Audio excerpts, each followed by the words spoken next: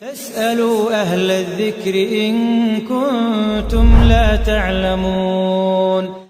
وقال النبي صلى الله عليه وسلم: إن أعجل الطاعة ثوابا صلة الرحم.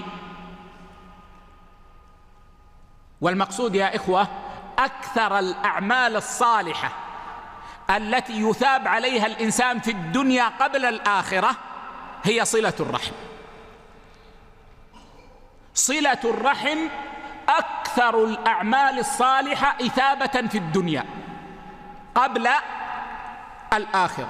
يقول صلى الله عليه وسلم: إن أعجل الطاعة ثوابا صلة الرحم، حتى إن أهل البيت ليكونوا فجرة فتنمو أموالهم ويكثر عددهم إذا تواصلوا، وما من أهل بيت يتواصلون فيحتاجون.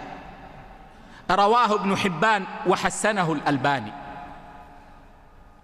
يعني أهل البيت إذا وقعت بينهم الصلة وكانوا يتواصلون، حتى لو كانت عندهم معاصي، حتى لو كان عندهم تقصير، فإنه ينمو خيرهم ويكثر عددهم لصلتهم الرحم. وما من أهل بيت يتواصلون فيحتاجون. صلة الرحم منفاة للفقر والحاجة.